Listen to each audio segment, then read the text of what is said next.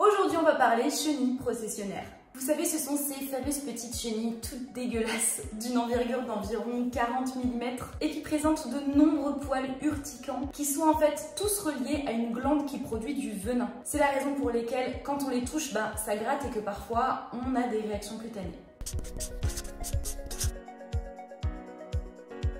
On les trouve majoritairement dans les conifères, plutôt globalement dans le sud de la France, bien qu'apparemment il y en ait de plus en plus dans le nord, surtout en région parisienne.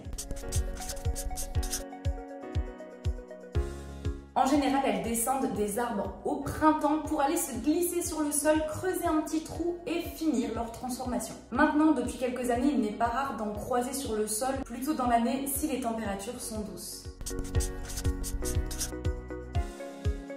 Eh bien, les chenilles processionnaires ne vont pas aller d'elles-mêmes attaquer les chiens et les chats, mais c'est surtout la curiosité de nos compagnons qui peut les pousser à se rapprocher trop près. S'il y a simplement contact avec les poils, les oreilles de votre animal, il peut y avoir une réaction cutanée assez importante. Le risque le plus important, c'est si votre animal met la chenille processionnaire dans la bouche ou qu'il y a contact avec sa langue. À ce moment-là, la langue enfle extrêmement rapidement, c'est très impressionnant et elle se nécrose, donc elle devient noirâtre. C'est vraiment pas joli à voir. Souvent dans les symptômes, on constate une salivation excessive. Pire, si votre protégé avale la chenille, à ce moment-là, ça peut gonfler dans la gorge, ça peut l'empêcher de respirer. Bref, à ce moment-là, c'est une urgence critique et il vous faut absolument vous rendre chez un vétérinaire le plus rapidement possible. Dès que vous vous en êtes aperçu et le temps du trajet pour aller jusqu'à votre vétérinaire, vous nettoyez, vous rincez la gueule de votre chien ou votre chat avec de l'eau. Et j'avais vu passer le post d'une vétérinaire qui recommandait le bicarbonate de soude. Apparemment, l'équivalent de 2 cuillères à soupe diluées dans de l'eau et hop, aspergé directement dans la gueule de l'animal, permet de calmer les démangeaisons et la douleur et surtout de ralentir le gonflement. Si votre animal est assuré, la consultation sera bien évidemment remboursée. Le risque encouru si vous n'allez pas voir le vétérinaire suffisamment tôt, c'est que votre animal perde une partie de sa langue si cette dernière a été en contact avec les poils et ça peut aller jusqu'au décès si étouffement il y a. Donc ces petites choses là, c'est vraiment de la saloperie, faut pas rigoler avec, faut être super réactif. Je sais qu'il existe des pièges à chenilles processionnaires à placer sur les conifères si vous en avez chez vous, ou des produits que vous pouvez mettre directement sur les arbres pour les traiter et pour repousser les chenilles processionnaires. Mais si vous en avez chez vous ou s'il y en a sur les lieux où vous vous baladez fréquemment, faites vraiment très attention au sol. Si vous voyez votre animal ou votre chat s'intéresser de trop près à quelque chose sur le sol, vérifiez toujours qu'il ne s'agit pas de chenilles processionnaires. J'espère que cette vidéo vous a plu. Profitez à fond des premiers beaux jours avec vos animaux et puis nous on se retrouve très rapidement pour une prochaine vidéo.